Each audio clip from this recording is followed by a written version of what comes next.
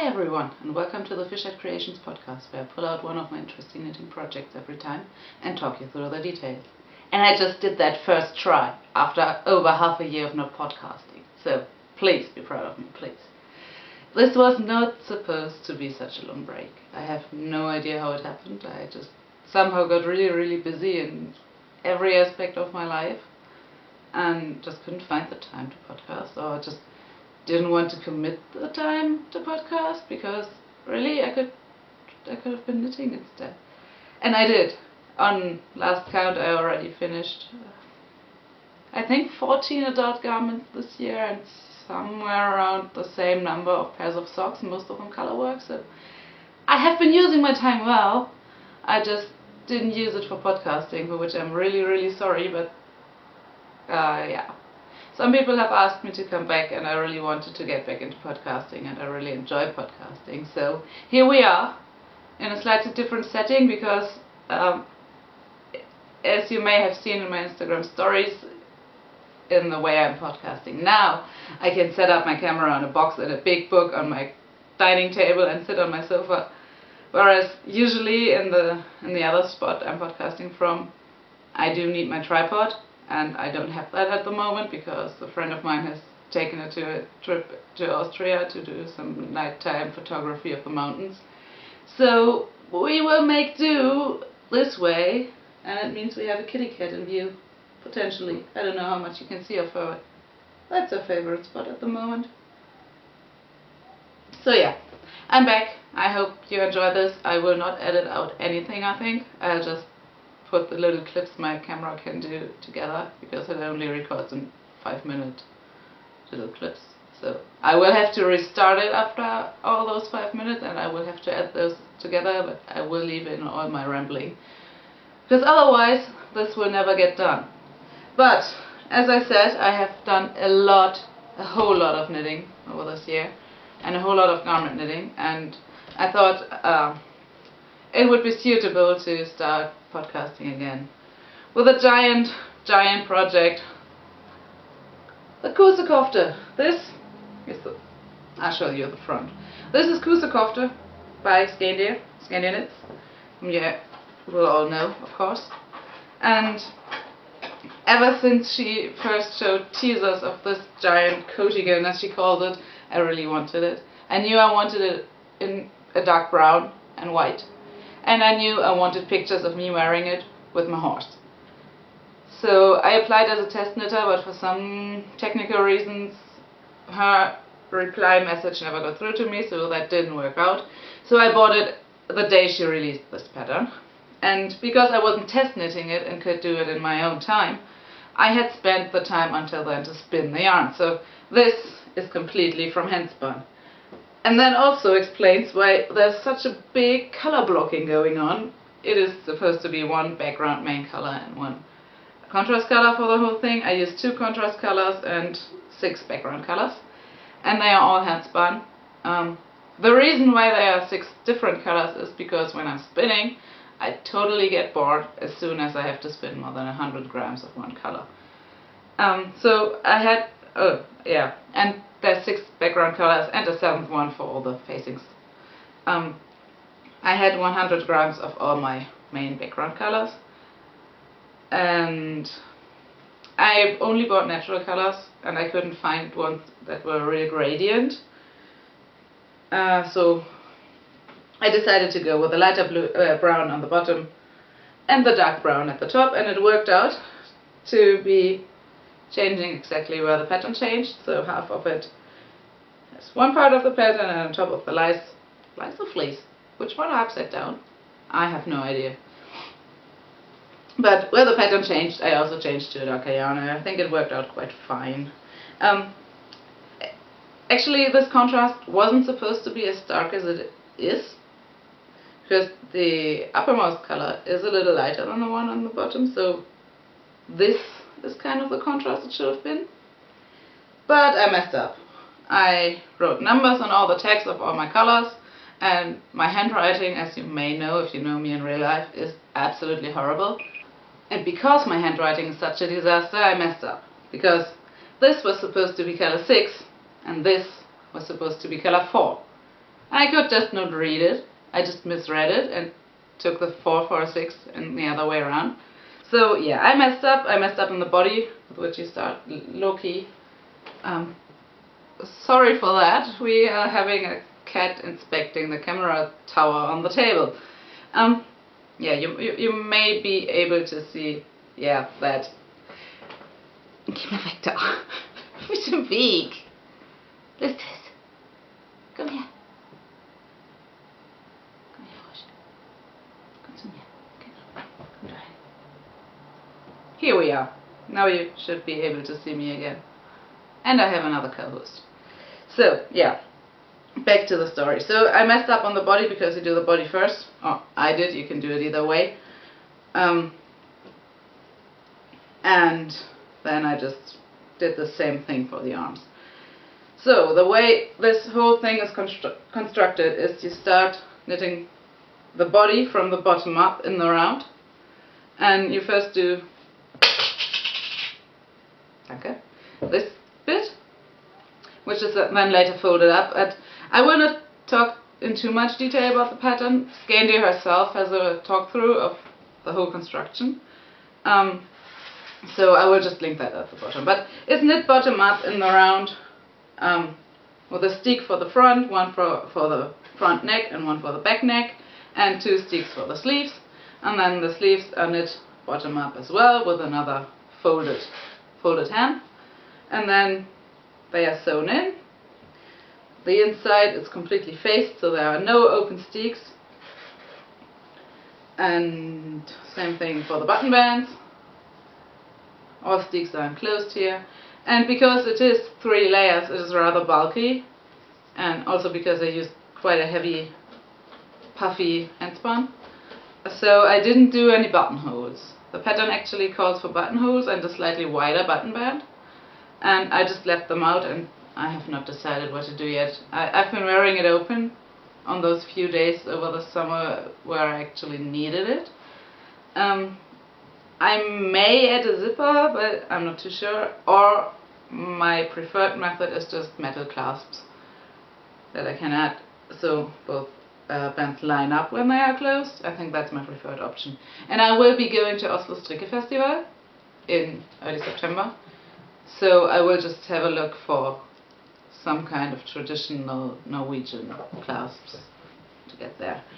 So yeah, that's it in its entirety. So let's talk about the yarns. I'll just keep a sleeve here because it's just easier to hold up than the whole body, but it's the same progression of yarns for the whole thing, except for the contrast color. But the contrast color for the sleeves and the bottom half of the body is a BFL. And for the top, it's a Deichschaf, which is just all the sheep running around on the dikes here around the coast of the Northern and Baltic Sea, which are man-made hills enclosing the country and keeping out the sea. I have no idea what they are called in English, but yeah, they are a threshold to keep out the sea. And all sheep running around there for landscape preservation and just to keep the ground compressed. They are, most of them are Suffolk or Suffolk crosses as far as I know. And they are just collected under this term, dike sheep. And you can get them locally quite cheaply, the fiber. So that's what I used for this part. And I used up all my contrast colors.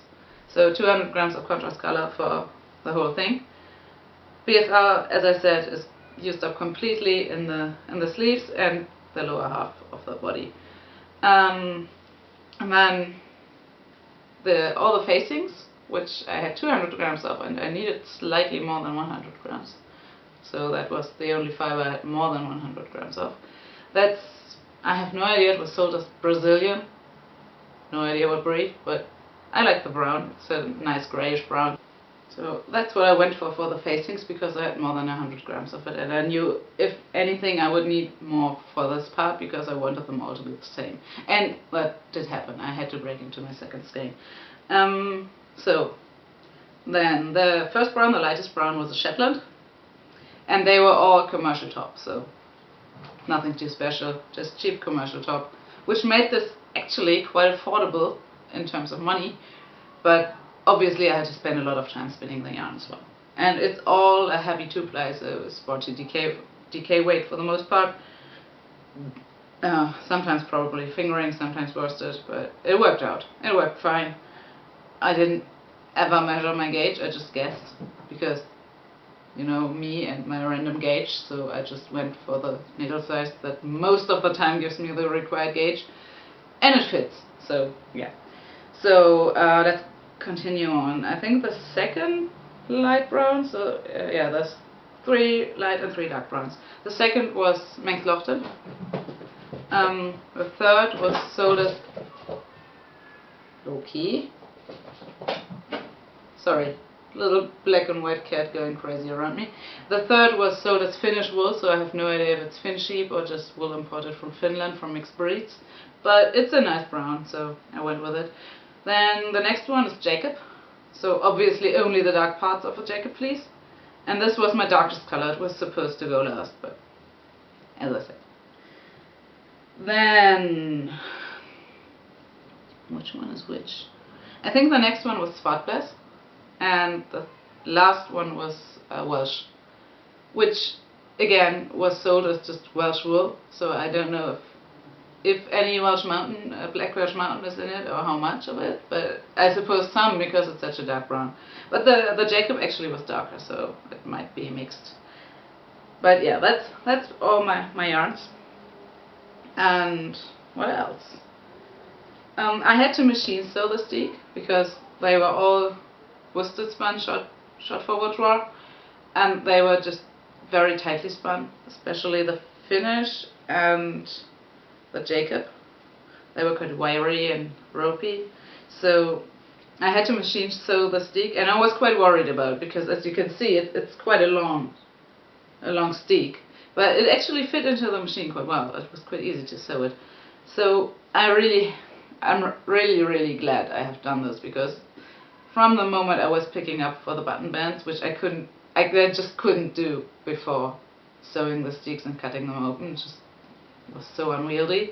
From that moment on, it just completely frayed up to the sewn edge. But that was absolutely secure, so I will stick slick, slippery yarns again, and I will just machine sew them. What else? What else to talk about? So, oh yes, the whole thing recommends an ease of about 15 centimeters, so 6 inches, roughly, which I didn't do. I went for the size that would have given me about half that, so about 7 to 8 centimeters of ease. And I think my gauge is slightly too tight, so yeah.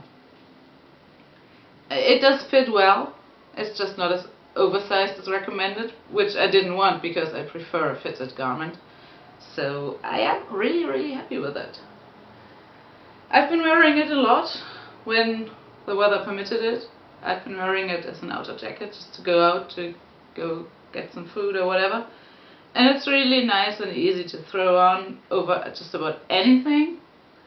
The colors obviously don't match anything in my wardrobe because everything I wear is black, and slight variety on the red side, but usually I'm wearing black, and well, black goes with everything and nothing, and brown the same, so it does look okay, and I just don't care.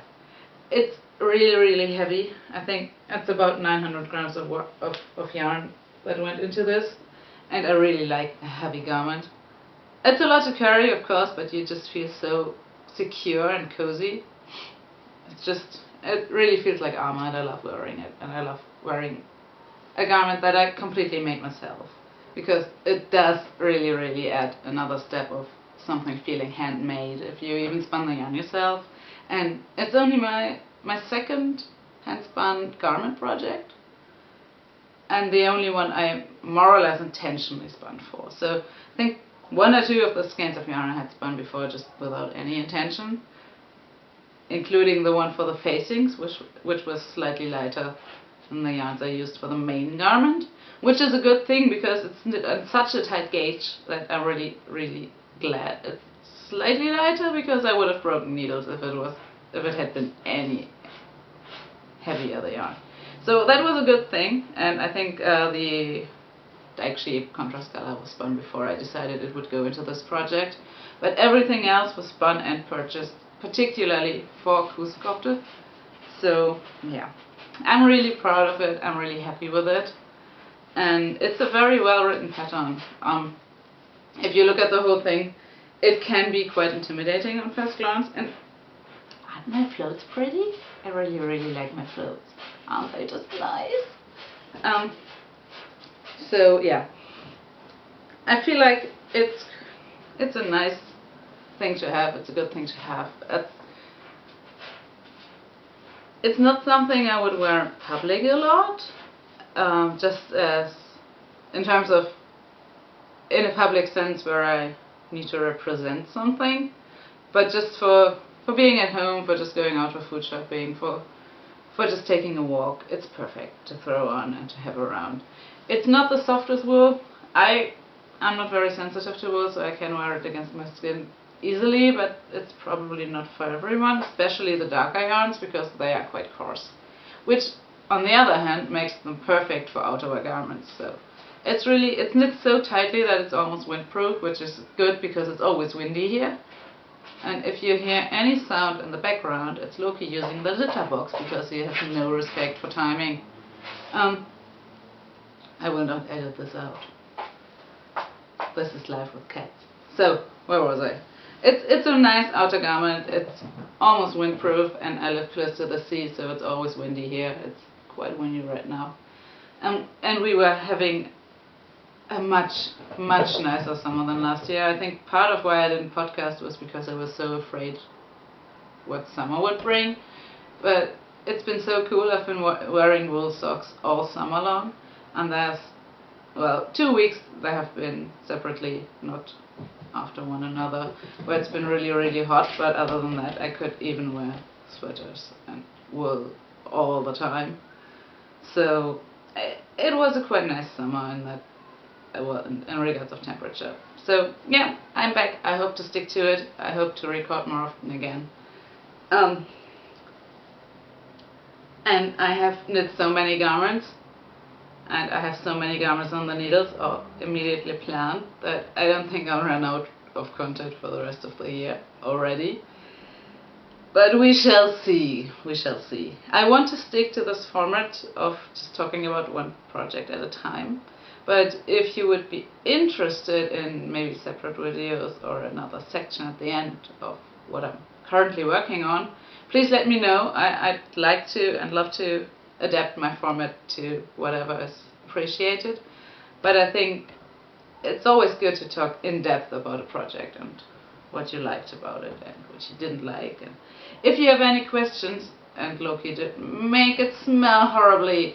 If you have any questions about Kosekofte or about this particular version of Kosekofte and how I did it, please let me know. Let me know in the comments. Let me know.